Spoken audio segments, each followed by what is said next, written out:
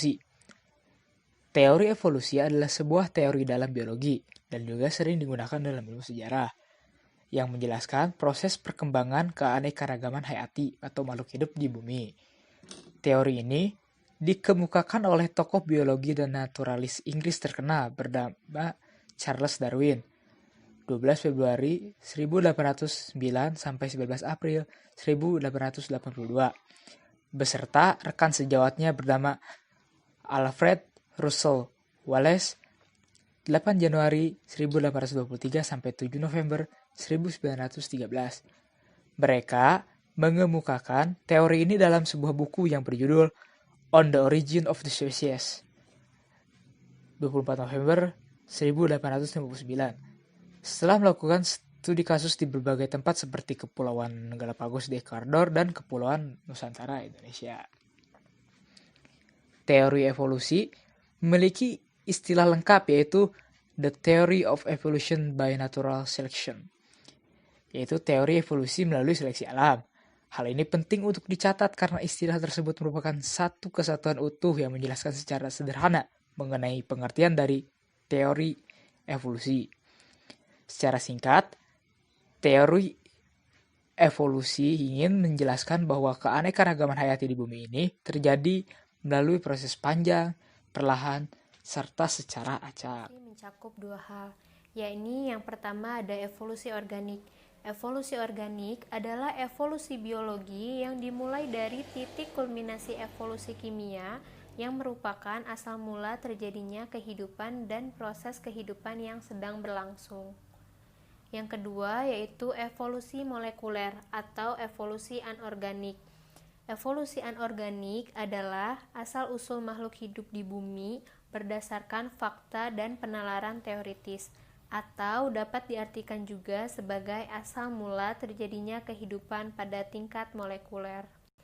Yang selanjutnya yaitu prinsip teori evolusi digagas oleh para ilmuwan Yunani hingga awal abad ke-18.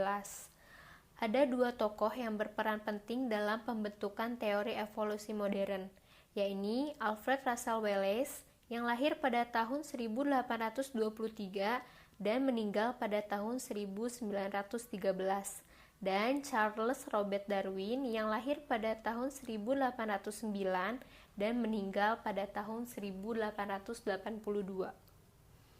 Diketahui bahwa Wallace banyak melakukan penelitian di Indonesia. Dari penelitiannya tersebut dapat ditarik kesimpulan bahwa adanya seleksi alam yang menjadi landasan teori evolusi dari Charles Darwin selain faktor variasi dan adaptasi. Tokoh teori evolusi. Selain Alfred Russel Wallace dan Charles Robert Darwin, tokoh-tokoh lain yang berperan signifikan untuk perkembangan teori evolusi ialah yang pertama ada Thomas Huxley yang lahir pada tahun 1825 dan meninggal pada tahun 1895. Ia adalah seorang ahli biologi asal Inggris yang mendukung teori evolusi Darwin. Yang berikutnya yaitu ada Ernst Haeckel yang lahir pada tahun 1834 dan meninggal pada tahun 1919. Ia adalah seorang ahli biologi dari Jerman yang menyatakan bahwa proses evolusi Darwin berawal dari perkembangan janin. Yang terakhir yaitu ada Gregor Johann Mendel yang lahir pada tahun 1822 dan meninggal pada tahun 1884.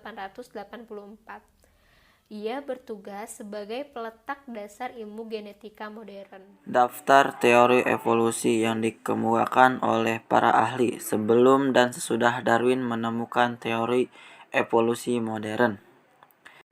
Teori skala alami dan teologi alam oleh Plato dan Aristoteles. Teori evolusi Lamarck. Teori evolusi modern Charles Robert Darwin. Teori evolusi Weismann. Teori skala alami dan teologi alam oleh Plato dan Aristoteles. Plato terdapat dua dunia, yaitu dunia yang ideal dan abadi, dan dunia maya yang tidak sempurna. Plato percaya evolusi akan mengubah dunia yang ideal dan abadi. Aristoteles, teori skala alam. Aristoteles mengatakan semua kehidupan disusun menurut suatu skala yang kompleksitasnya meningkat. Teori teologi alam bertujuan mencari tahu rencana Tuhan dengan mempelajari alam. Carolus Linnaeus menemukan tingkat keanekaragaman kehidupan. Bapa taksonomi penanaman dan pengklasifikasian berbagai organisme. Linnaeus beranggapan pengelompokan spesies yang sama menunjukkan tidak adanya hubungan evolusi. Teori evolusi Lamarck. Pada teori evolusi Lamarck ada dua gagasan utama, yakni gagasan use and disuse atau digunakan dan tidak digunakan, di mana bagian tubuh yang dipakai secara intensif buat menghadapi lingkungan tertentu akan menjadi lebih besar dan kuat. Sementara bagian tubuh yang jarang digunakan akan mengalami kemunduran. Sifat atau ciri yang diperoleh dari lingkungan bisa diwariskan kepada keturunannya. Pada konsep pewaris sifat tersebut memodifikasi organisme yang diperoleh selama hidupnya. Pada teori tersebut, Lamarck mencontohkan, awalnya nenek moyang jerapah berleher pendek. Leher jerapah menjadi akibat penjuluran terus-menerus. Kemudian jerapah yang leher panjang diwariskan ke semua keturunannya. Teori evolusi modern Charles Robert Darwin. Charles Darwin dikenal sebagai bapak teori evolusi. Ia menemukan teori evolusi melalui perjalanannya ke Pulau Galapagos dan studi berbagai macam disiplin ilmu. Darwin menyimpulkan flora dan fauna di Amerika Selatan memiliki karakteristik khusus dan berbeda dengan flora dan fauna di Eropa. Teori pokok dalam teori evolusi Darwin. 1. Spesies yang hidup sekarang berasal dari spesies-spesies yang hidup di masa silam. 2. Evolusi terjadi melalui seleksi alam. 3. Makhluk hidup bervariasi. Selain itu, Darwin dipengaruhi oleh dua buku, yaitu buku Principles of Geology karangan Charles Lyell. 2. Buku Malthus tentang populasi penduduk dunia yang bertambah menurut deret ukur, sementara jumlah makanan bertambah menurut deret hitung. Teori evolusi Weismann. August Weismann berpendapat bahwa perubahan sel-sel tubuh akibat pengaruh lingkungan tidak diwariskan pada keturunannya. Evolusi menyangkut pewarisan gen-gen melalui sel-sel kelamin. Hal ini bermakna bahwa evolusi berkaitan dengan gejala seleksi alam terhadap faktor-faktor genetik. J.B. Lamarck, August Weismann, Charles Darwin. J.B. Lamarck, perubahan disebabkan karena adaptasi terhadap lingkungan. Perubahan yang terjadi pada sel tubuh tidak diwariskan. August Weismann. Charles Darwin, makhluk hidup dalam suatu populasi bervariasi. Perubahan yang terjadi diwariskan secara genetis. Perubahan pada sel kelamin diwariskan. Evolusi terjadi karena seleksi alam. Bukti-bukti evolusi. Yang pertama, fosil. Selama bertahun-tahun, para paleontologi telah menemukan fosil-fosil makhluk hidup yang telah punah. Contoh fosil hewan dari generasi terlengkap yang pernah ditemukan adalah fosil kuda. Yang kedua, homologi organ. Persamaan struktur organ-organ hewan berbeda spesies menunjukkan bahwa hewan-hewan tersebut memiliki asal-usul nenek moyang yang sama. Struktur tubuh dengan fungsi berbeda tetapi memiliki asal-usul bentuk yang sama disebut homolog atau evolusi divergen.